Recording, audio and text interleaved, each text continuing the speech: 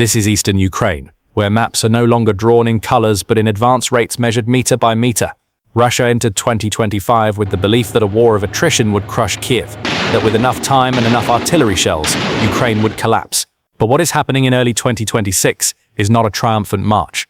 Russia is suffering around 35,000 casualties per month. Their advance rate in Donetsk fluctuates between 15 and 70 meters per day, a figure reminiscent of the bloodiest fronts of World War I. And that is not even the most striking detail. Kyiv claims that in 2025, about 80% of Russian targets destroyed were taken out by Ukrainian drones. Pause on that number. 80%.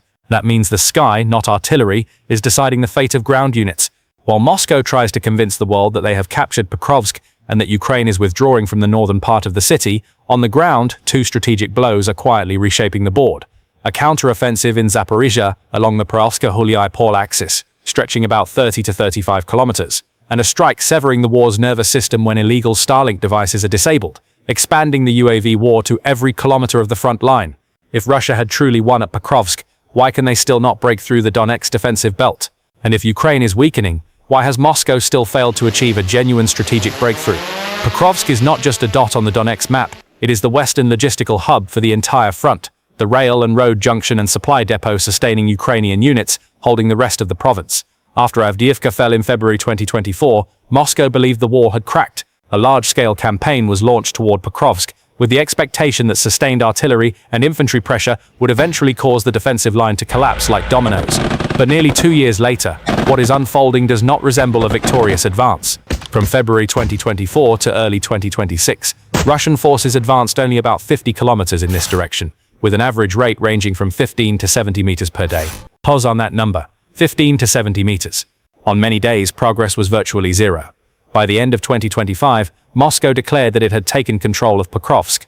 Yet fighting continues in the northern and western areas of the city. The city declared captured, but shells still fall, drones still fly, and defensive lines still hold. And that is not even the most shocking detail. The price Russia pays for each meter of ground is becoming increasingly clear. In 2025 alone, Russia is estimated to have lost around 415,000 troops, killed and wounded combined. According to Ukrainian figures, about 56% of total Russian casualties were fatalities, a ratio rarely seen in modern warfare, where evacuation and frontline medicine typically keep survival rates higher. When more than half of casualties are deaths, this is no longer mere tactical attrition. It is a sign of a logistics and medical evacuation system under extreme strain. Since 2022, more than 11,600 Russian tanks and about 23,000 armored vehicles have been destroyed according to data released by Ukraine's General Staff. These numbers do not just represent burned metal on the battlefield. They represent industrial capacity, defense budgets, and production time consumed. A war of attrition only makes sense if you can endure it longer than your opponent. And at Pokrovsk, the question is starting to become uncomfortable for Moscow. If Russia truly controlled the city fully and achieved a strategic breakthrough, they could enter negotiations from a much stronger position, claiming they were closing in on full control of Donetsk. But with such slow advance rates and high losses, every passing day weakens their bargaining position. Pokrovsk, therefore, is not a decisive victory.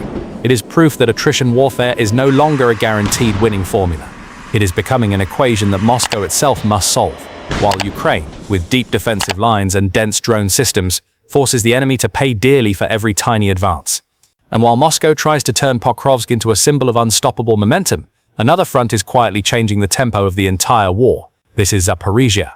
The Pokrovsk-Huliai-Pol axis stretches about 30 to 35 kilometers, a stretch of frontline unglamorous on maps but decisive in terrain and firepower terms.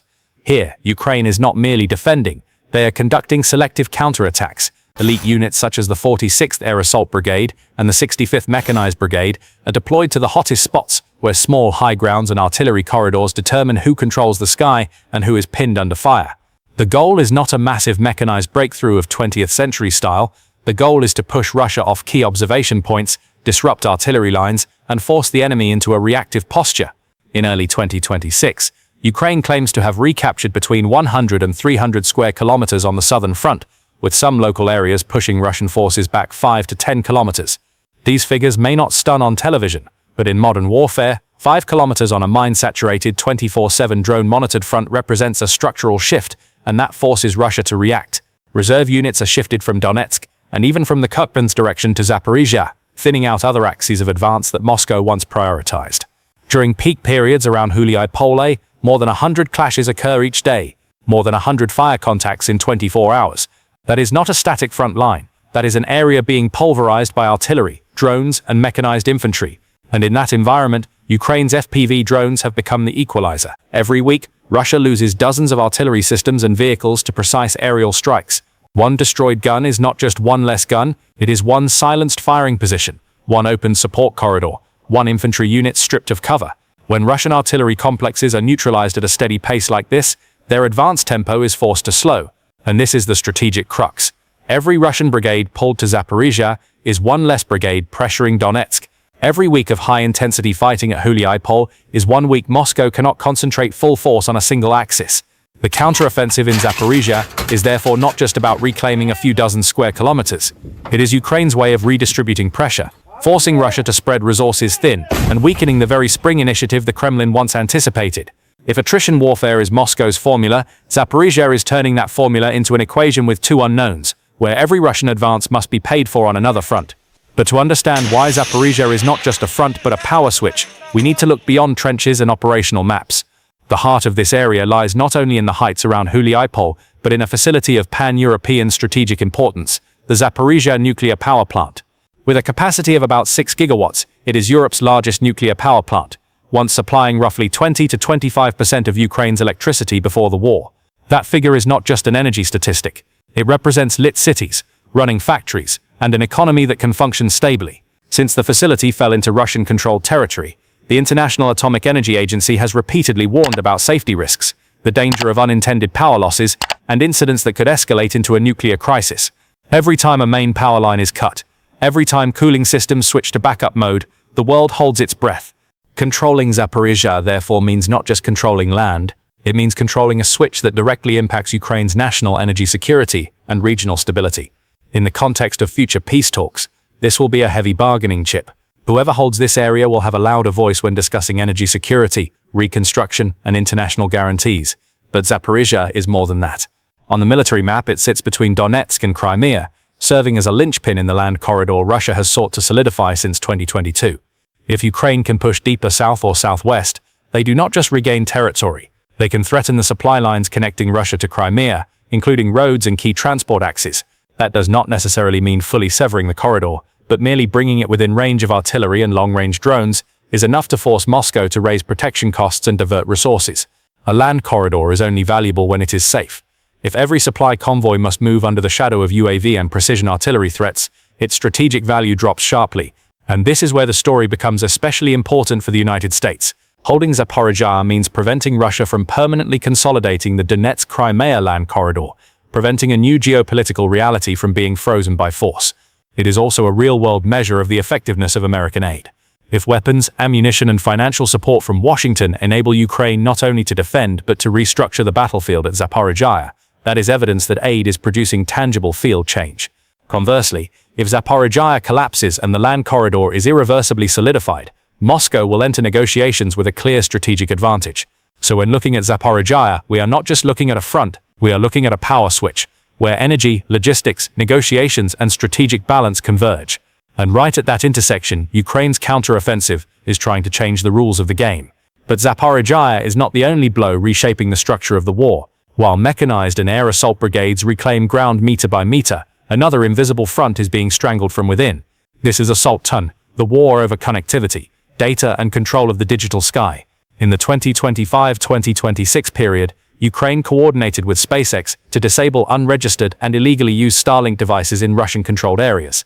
Starlink was originally the satellite internet system serving Ukraine from the start of the conflict, but according to numerous reports, devices have appeared in Russian hands through intermediaries and the grey market. That means Moscow is not only relying on artillery and infantry, but also exploiting global connectivity infrastructure to control UAVs and coordinate fire. When illegal terminals began to be blocked or deactivated, this was not a minor technical detail. It was a strike at the nervous system of the war. Reduced connectivity means reduced ability to control long-range UAVs, slower transmission of reconnaissance data, and a slow detected strike cycle. In modern warfare, a few minutes of delay can mean a convoy escaping a kill zone, or an artillery position managing to change coordinates in time. The loss of stable connectivity also reduces the effectiveness of fire adjustment and coordination between Russian units, which are already under heavy pressure from Ukrainian reconnaissance drones and precision fire. And while Moscow struggles to adapt to a jammed and disrupted environment, Ukraine is accelerating in the opposite direction. According to figures released by Kyiv, in 2025, about 820,000 Russian targets were hit by drone systems and fire guided by UAV reconnaissance data. This number does not just reflect quantity, it reflects the industrial scale of unmanned warfare. Ukraine has set a goal for 2026 to remove around 50,000 Russian soldiers from the battlefield each month. A bold figure, but one that shows they view the war through the lens of controlled, technology-driven attrition. What matters here is not which claim is accurate to the exact unit. What matters is the trend. The war is shifting from mass artillery shells to a war of data, connectivity, and rapid response. The side that observes better, transmits data faster, and adjusts fire more precisely will impose its tempo on the other.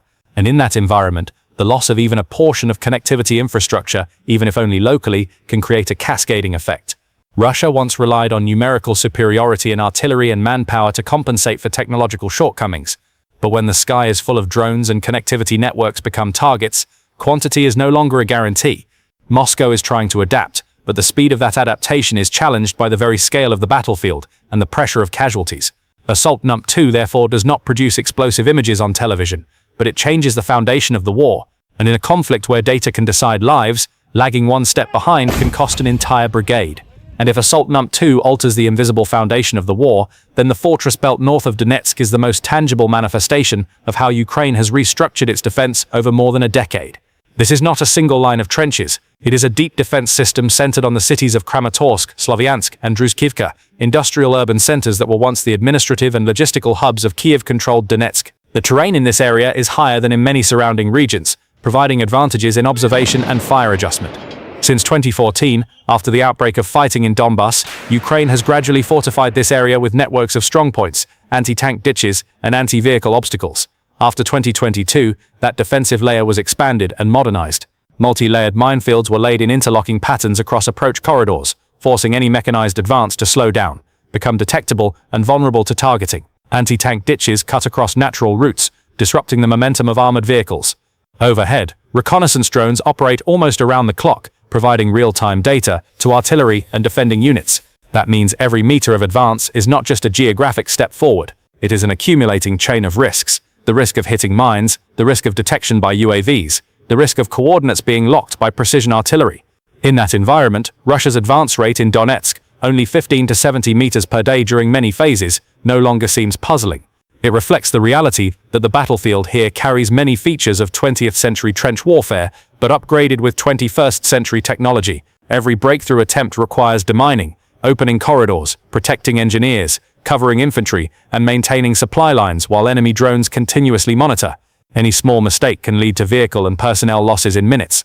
That is why many areas in Donetsk have seen repeated assault waves without achieving deep breakthroughs, and this is the key point for negotiations. Moscow's original strategic goal was to liberate all of Donetsk. To achieve that, they do not just need to capture small towns or industrial outskirts. They need to break the defensive belt around Kramatorsk and Sloviansk, the last Ukrainian strongholds in the province. If they cannot penetrate that multi-layered defense system, claims of full control over Donetsk will remain unfinished. And when a strategic objective is stretched from month to month and year to year at the cost of hundreds of thousands of casualties and thousands of vehicles destroyed, its weight at the negotiating table diminishes. A side enters talks from a strong position when it can demonstrate unstoppable momentum. But if every advance is halted by mines, UAVs, and precision artillery, and if core cities like Kramatorsk and Sloviansk still stand, the narrative changes. The fortress belt is not just fortifications. It is a message that Ukraine can turn terrain and technology into a force multiplier, forcing the enemy to pay disproportionate costs for every objective. And until this system is broken, Moscow's goal of liberating all of Donetsk will continue to be delayed, not by political statements, but by the cold, persistent reality of the battlefield. Therefore, what is truly changing is not found in a single city or a triumphant declaration blared on state television. It lies in the deeper structure of the war. The two blows we have just analyzed are not short-term explosive moments. They are fundamental shifts in the strategic balance. At Zaporizhia, Ukraine is not counter-attacking to create iconic imagery. They are counter-attacking to redistribute pressure. Every kilometer regained, every key height controlled, forces Russia to pull reserve forces from Donetsk and other directions to the south. That thins out the axes of advance Moscow once hoped would deliver decisive breakthroughs. Meanwhile, the second blow, the disabling of illegal Starlink devices and the expansion of UAV warfare, has struck at the battlefield's nervous system. When the detect-decide strike cycle is extended by even a few minutes, when data connectivity is disrupted at critical moments, numerical advantage gradually loses meaning. The war is no longer simply a race for artillery shells. It is a race for information processing speed. And in that race, Russia is adapting under constant pressure. The numbers behind this picture make the trend even clearer. Sustained high casualties over many consecutive months mean the number of soldiers removed from combat in some periods exceeds the rate of new recruitment. When tens of thousands of casualties occur each month, the training and reinforcement system must operate at maximum intensity just to maintain the status quo. In the rear, Russia's economy in the 2025-2026 period grew only about 0.6 to 0.8%. This figure does not reflect a collapsing economy, but it shows modest growth amid military spending consuming nearly half the federal budget. When nearly 50% of the budget is devoted to defense and security, the space for civilian investment, infrastructure and welfare shrinks. The war can be sustained, but the opportunity cost grows larger. Meanwhile, Ukraine, despite suffering heavy losses, still holds most of its internationally recognized territory, maintains deep defensive lines in Donetsk, and creates real battlefield change in Zaporizhzhia. They have proven that attrition warfare does not automatically favor the larger side. It favors the side that adapts faster. When drones can detect and lock targets in minutes, when reconnaissance data is transmitted almost instantly, the battlefield becomes an optimization problem rather than purely a numbers game. And that is precisely what is shifting the leverage in future peace talks. One side can claim advances, but if they cannot break the defensive belt around Kramatorsk and Sloviansk, if they cannot achieve deep breakthroughs at Zaporizhzhia, then the strategic goal of controlling all of Donetsk remains unfulfilled. That limits their ability to enter negotiations from a position of imposition. For an American audience, the message here is not a political slogan. Aid to Ukraine is not an endless prolongation of conflict. It is weakening the capabilities of a strategic adversary that Washington has long viewed as a challenge to European security. It is preventing Russia from consolidating a land corridor to Crimea and expanding influence by force. More importantly, it helps keep NATO from facing the scenario of direct intervention. When Ukraine can defend and counterattack using Western technology, training and financial support, the risk of escalation between great powers is contained. This war is not changing because one city changes hands. It is changing when the mathematics of war shifts, when the cost of advance rises faster than the benefits gained, when each month of prolonged conflict weakens the attacker more than the defender. And at this point, looking at battlefield tempo, budget structure and casualty trends, that math is not on Moscow's side. If you want to continue following in-depth battlefield analyses and the latest updates, please hit subscribe to the channel so you don't miss any bulletins. Thank you for watching. See you in the next battlefield update.